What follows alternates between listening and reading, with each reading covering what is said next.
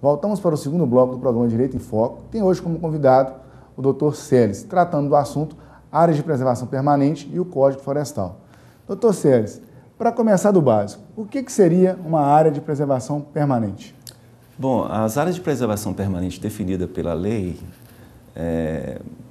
em especial o Código Florestal vigente, trata das áreas de proteção ambiental. O que é isso? São áreas que existem na margem dos cursos d'água, são áreas de proteção. Até 10 metros do curso d'água você tem uma área de preservação permanente, 30 metros de um lado, 30 metros do outro.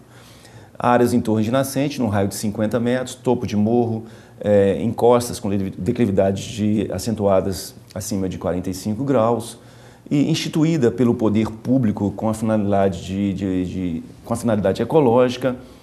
E essas são as áreas de preservação permanente, dentre as mais importantes que se à nossa região aqui que estamos. Mas existem outras delimitações com relação às áreas de preservação permanente. E, a grosso modo, né, as pessoas, quando ouvem falar em APPs, né, que acaba sendo a denominação mais utilizada, elas desde já ficam com receio e parece que aquela área é uma área intocável, né? É isso mesmo? Ou pode haver interferências nessas áreas, ou ela é realmente intocável? Sim.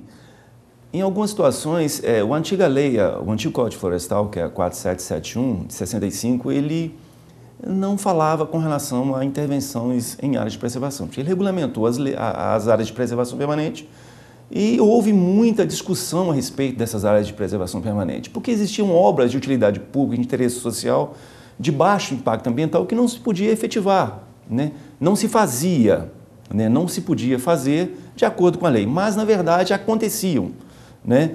Porque não havia um cumprimento eficaz, efetivo da lei. Mas em 2006 houve várias discussões com relação a essas áreas de preservação permanente. Foi editada a resolução CONAMA 369. Essa resolução CONAMA vem indicando as áreas de preservação permanente e como elas poderiam ser intervidas. A resolução CONAMA delimitou das seguintes formas: interesse social, baixo impacto ambiental e utilidade pública. As três situações que poderiam haver intervenções em áreas de preservação permanente.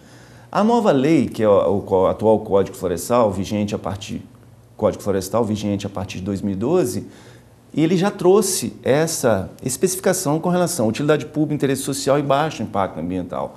E falando das intervenções nessas áreas de preservação permanente, como elas se dão, como podem acontecer, entendeu? E nessa perspectiva de possibilidade de interferência, o interessado ele não pode simplesmente, observando, né, essa permissão que é dada pela lei, né, ir lá e intervir, né? Ele precisa de uma autorização. Quais são os meios, né? Como é que o senhor pode orientar assim, quem está nessa situação, ele tem que procurar quem?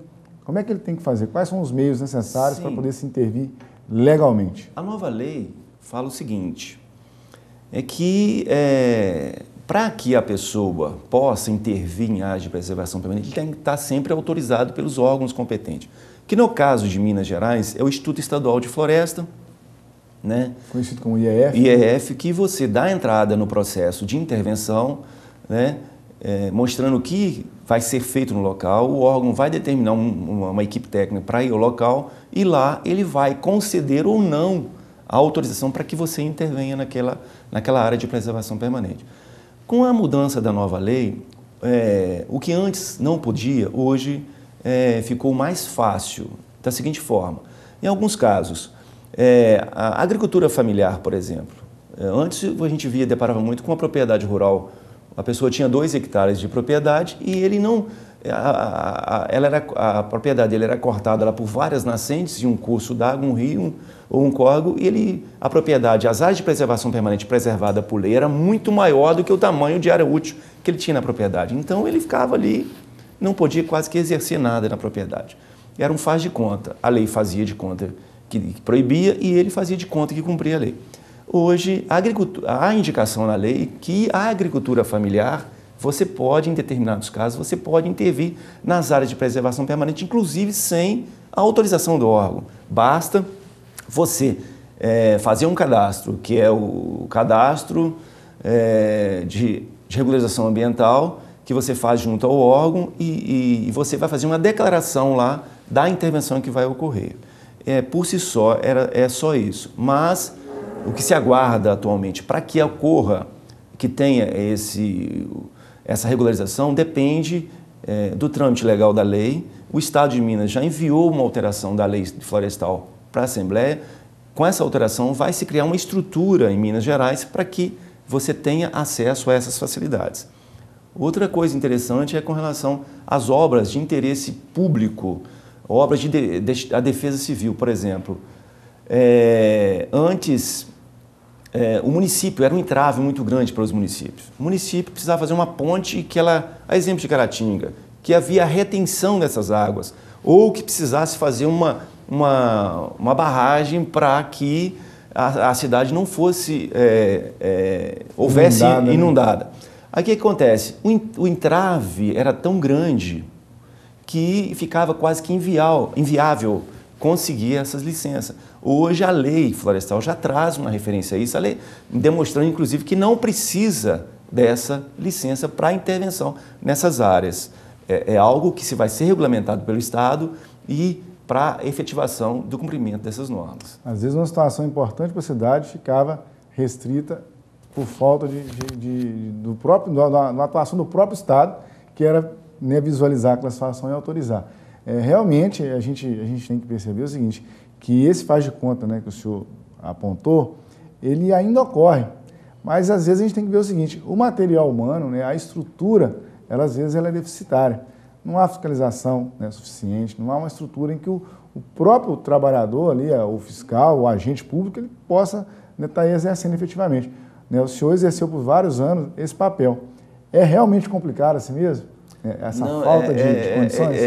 Isso é o problema. O grande gargalo da efetivação do cumprimento dessas normas é justamente essa situação. Que na época que eu trabalhava aqui, na Polícia Ambiental, você tinha um efetivo de 4 policiais para fiscalizar 13 municípios. Então, você fazia as coisas que ouvia denúncia, as coisas pontuais. Na verdade, aquelas outras coisas que havia necessidade de intervenção, você não tinha como, você não tinha equipamento, você não tinha aparelho humano para que efetivasse uma fiscalização. Então, hoje, há inclusive essa dificuldade. O Estado está se adequando a essa condição, mas também ainda existe um grande déficit, tanto nesses equipamentos, tanto da parte humana, imóveis, veículos, para que se torne efetiva essa fiscalização. Doutor Celes, o assunto está interessante, mas a gente tem que fazer mais um intervalo. O programa Direito em Foco volta já.